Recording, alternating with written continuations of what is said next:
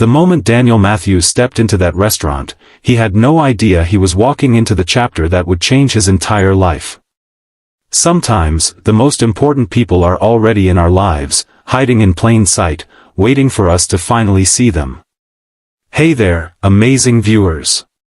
If you're enjoying this story already, make sure to hit that like button and subscribe for more heartfelt content just like this one. Your support means the world to us. It was a crisp Friday evening when Daniel's phone buzzed with a text from his 8-year-old daughter's babysitter. Emergency. Need to leave early. 6 simple words that would set in motion a chain of events he could never have anticipated. As a single father working as the senior graphic designer at Horizon Marketing, Daniel had perfected the art of juggling responsibilities, but tonight, he found himself without options. Daniel stared at his half-eaten pasta, the restaurant's ambient lighting casting shadows across his worried face. His daughter, Sophie, sat across from him, coloring contentedly on the children's menu. Her dark curls fell across her face as she concentrated, reminding him so much of her mother that it sometimes hurt to look at her. But it was a sweet kind of pain now, 5 years after the accident. "Sweetheart, I need to make a quick call," Daniel said, reaching across to tuck a strand of hair behind Sophie's ear. "Is it work again, Daddy?" Sophie asked without looking up, her crayon never pausing its journey across the paper. Daniel sighed. "No, it's about Mrs. Peterson. She needs to leave early tonight, so I'm trying to figure something out." He scrolled through his contacts, unsure who to call at 7 p.m. on a Friday. That's when he saw her, Alexis Winters, his boss, sitting 3 tables away. Even in the dim lighting, he recognized her immediately.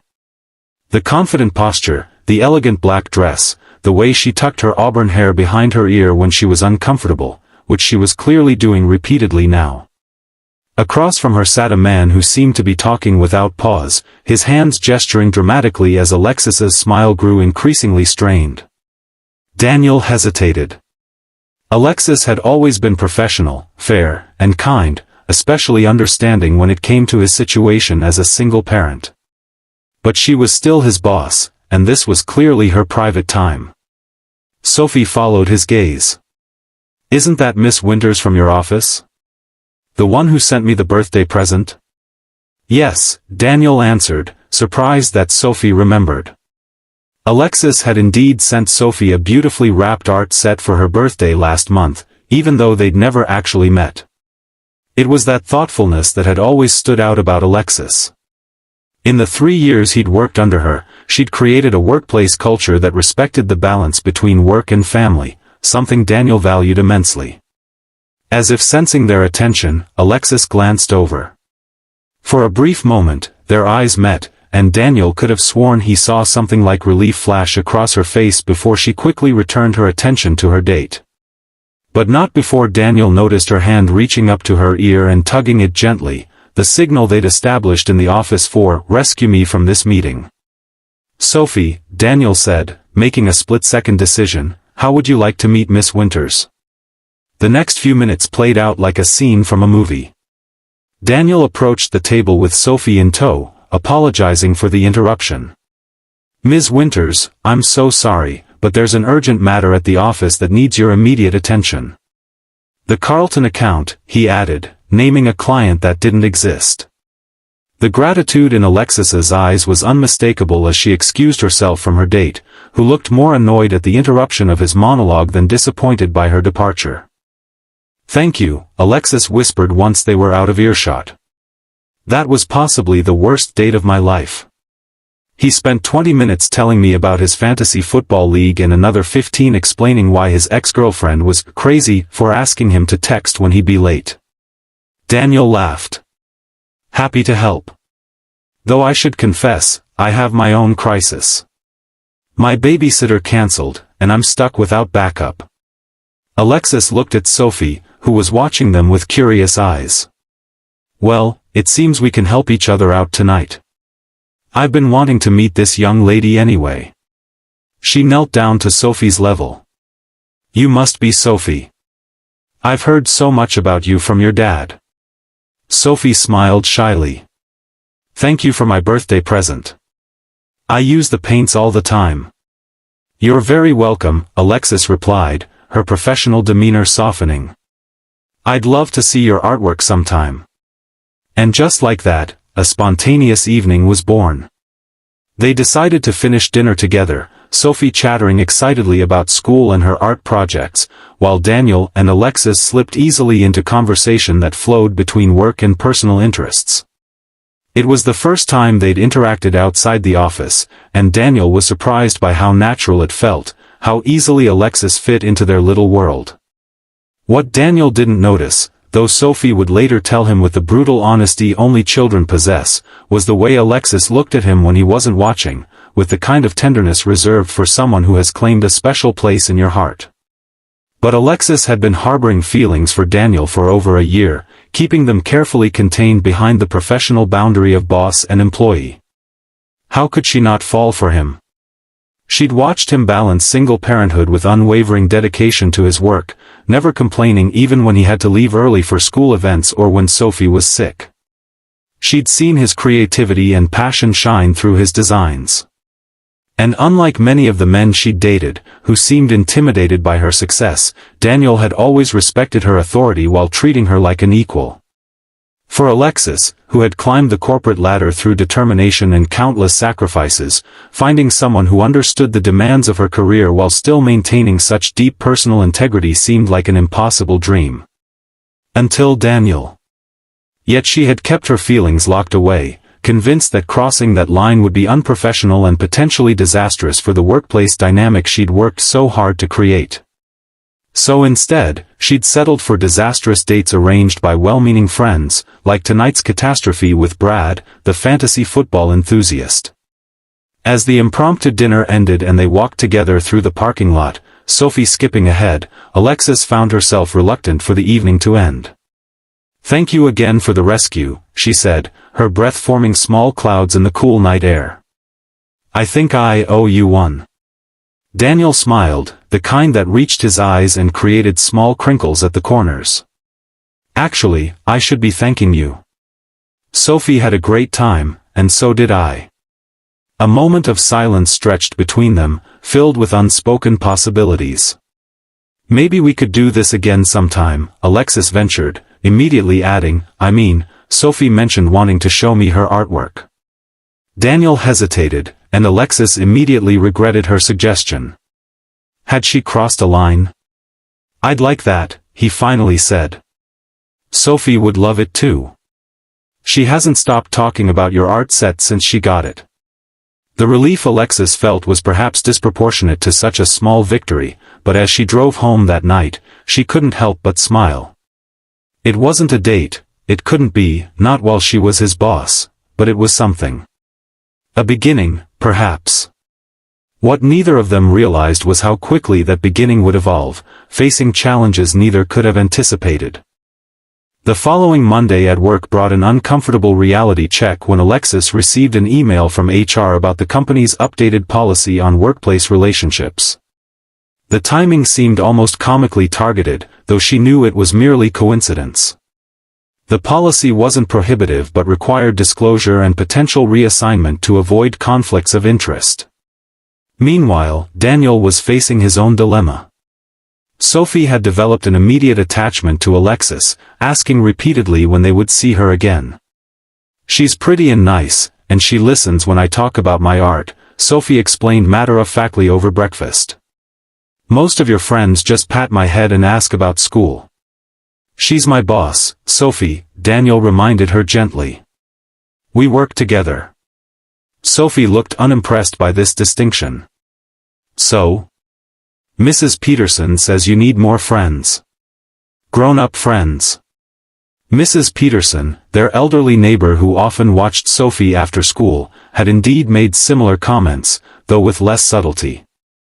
A handsome young man like you shouldn't be spending every evening with an old lady and a child, she'd declared more than once. The truth was, Daniel had intentionally kept his social circle limited after Jennifer's death. Dating seemed impossibly complicated, not just logistically with Sophie to consider, but emotionally. How could he explain to someone new the space Jennifer still occupied in their lives? How she wasn't just a sad story but a presence they still honored. Yet something about Friday night had felt different. Alexis had asked questions about Jennifer with genuine interest, not the uncomfortable curiosity or pity he usually encountered. She'd listened to Sophie's stories about her mom with warmth and encouragement, understanding intuitively that keeping Jennifer's memory alive was important to them both. Over the next few weeks, a new pattern emerged. Professional interactions at work remained exactly that, professional. But there were small moments, a lingering smile, a shared glance, a cup of coffee that appeared on his desk when he was having a particularly stressful day. And then there were the text messages, initially about a project but gradually expanding to include book recommendations, funny observations, and eventually pictures of Sophie's latest art projects. The first real test of their evolving relationship came a month later when Sophie fell ill at school with a high fever. Daniel was in the middle of presenting to a major client when his phone buzzed repeatedly. Alexis, noting his distraction, smoothly took over the presentation while gesturing for him to step out. The school nurse's message sent him into a panic. Sophie's temperature was 104 degrees Fahrenheit, and she needed to be picked up immediately. But the client meeting was crucial, his car was in the shop, and the rideshare app on his phone showed a 20-minute wait time. Without thinking, he texted Alexis, "Sophie's sick at school. Need to leave but can't get there quickly." Her response came within seconds, "Go. I've got the client. Take my car." She followed with her parking space number and where to find her keys in her office. That night, as Sophie finally slept peacefully after medication brought her fever down, Daniel sent another text, "I don't know how to thank you enough." Alexis's reply was simple, "You don't need to. How's our girl doing?" Our girl. Two simple words that somehow encompassed everything changing between them. The following day, Alexis showed up at his door with soup, children's books, and a stuffed unicorn for Sophie. She didn't stay long, conscious of not overstepping, but her presence left a warmth in the apartment that lingered long after she left. It became increasingly clear to everyone except Daniel that Alexis had fallen deeply in love with him. Her assistant noticed how she lit up when he entered a room. The creative team whispered about how their usually decisive boss became flustered when he disagreed with her in meetings. Even Sophie, with her child's intuition, recognized something the adults seemed determined to ignore. "Daddy," she asked one evening as he tucked her into bed, "do you like Miss Alexis?" Like her?" Daniel froze, caught off guard by his daughter's directness. "She's a good friend and a great boss," he answered carefully. Sophie rolled her eyes with the dramatic flair of a child who believes adults are being deliberately obtuse. "She looks at you the way Princess Tiana looks at Prince Naveen after he's not a frog anymore." Daniel laughed despite himself. "Is that your professional artistic analysis?" "Yep," Sophie nodded seriously. "And she's always happy when you're there. Her voice gets different." Daniel dismissed his daughter's observations, but they planted a seed of awareness he couldn't quite shake. He began noticing things, how Alexis always found a reason to touch his arm when they spoke, how she remembered every detail about Sophie, how her laughter seemed more genuine around him. Yet every time these thoughts surfaced, he pushed them away. She was his boss. She was successful, beautiful, ambitious. Surely she wasn't interested in a single father with baggage and limited free time. Besides, workplace relationships were complicated at best, potentially disastrous at worst. The situation came to a head at the company's annual charity gala. Daniel normally skipped these events, but this year Alexis had personally asked him to attend, emphasizing how the client he'd helped secure would be there.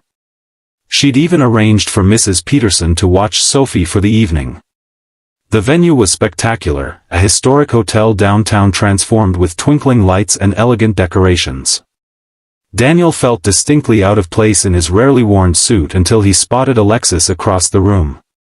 She was stunning in a deep blue gown that caught the light when she moved, her hair swept up to reveal the elegant line of her neck.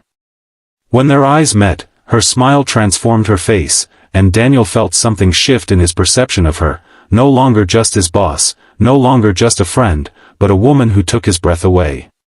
Throughout the evening, they gravitated toward each other between networking obligations. Daniel found himself watching her when she wasn't looking, noticing the grace with which she navigated conversations, the genuine interest she showed in everyone she spoke with, the quiet authority she commanded without ever raising her voice. As the formal part of the evening wound down and the band began playing, Alexis appeared at his side. "I believe I still owe you for that rescue a few months ago," she said with a smile. "Would a dance begin to repay my debt?" On the dance floor, with her hand in his and the subtle scent of her perfume enveloping him, Daniel finally allowed himself to acknowledge what had been building between them. When she looked up at him, something vulnerable and hopeful in her expression, he nearly kissed her right there.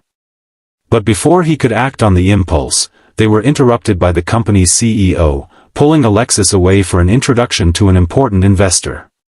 The moment shattered, leaving Daniel both relieved and disappointed. Later that night, as they stood outside waiting for their respective rides, Alexis broke the silence. "Daniel, I think we need to talk about what's happening between us." His heart rate accelerated. "What do you think is happening?" She took a deep breath. "I think we've become important to each other in ways that go beyond our professional relationship. At least, you've become important to me." Daniel felt simultaneously terrified and exhilarated. "Alexis." "Wait, please let me finish," she interrupted gently. "I've been fighting this for a long time because I'm your boss and because I respect you too much to complicate your life. But tonight I realized that maybe I've been making assumptions about what you want or don't want." She stepped closer, her eyes searching his. "So I'm just going to ask, do you feel it too? This connection between us? Because if you don't, I'll never mention it again, and nothing will change at work. I promise you that." The vulnerability in her voice, the courage it took for her to speak first, it moved something in Daniel that had been frozen for a long time. But as he opened his mouth to respond, his phone rang with Mrs. Peterson's ringtone. Sophie had woken up with nightmares and was asking for him. "I have to go," he said, the conflict evident in his expression. "Sophie needs me." Alexis nodded, disappointment flickering across her face before she composed herself. "Of course. She comes first. Always." Daniel hesitated, then made a decision. "Come with me. Sophie would love to see you, and we can finish this conversation after she's asleep." The surprise and hope that blossomed on Alexis's face was answer enough. They shared a rideshare to his apartment, sitting in a charged silence, both aware that something fundamental was changing between them. Sophie was indeed delighted to see Alexis, despite her tear-streaked face. She had dreamed about her mother, she explained in a small voice, and couldn't remember what her laugh sounded like anymore. What happened next cemented Alexis in both their hearts forever.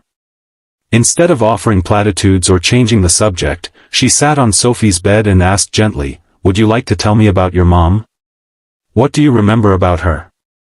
For the next hour, Sophie shared stories while Daniel sat on the other side of the bed, occasionally adding details or correcting exaggerations. Alexis listened with genuine interest, asking questions that helped Sophie articulate her memories more clearly. By the time Sophie drifted back to sleep, the fear had left her face, replaced by a peaceful contentment. In the living room afterward, Daniel handed Alexis a glass of wine. "Thank you for that. Most people get uncomfortable when Sophie talks about Jennifer. She was Sophie's mother. She'll always be part of who Sophie is," Alexis replied simply. "And part of who you are too." The honesty in her voice gave Daniel the courage to be equally honest. "To answer your question from earlier, yes. I feel it too. I've been trying not to, because it's complicated and because I'm terrified of messing up what we already have. But yes, there's something between us that feels important." Alexis's smile was radiant. "So where do we go from here?" Slowly, Daniel answered. "For Sophie's sake, and for ours. And we'll need to figure out the work situation. I've already looked into it, Alexis admitted with a slight blush. When we disclose, you would report to Michael instead of directly to me. Everything else stays the same. Daniel laughed softly. You've thought this through. I've had time, she confessed. I've been falling for you for over a year. The revelation stunned him. A year? But you never said anything. How could I? You're my employee. I had to be sure it wasn't just attraction, that it was something real and lasting. And I needed to know you might feel the same way. Daniel reached for her hand, intertwining their fingers.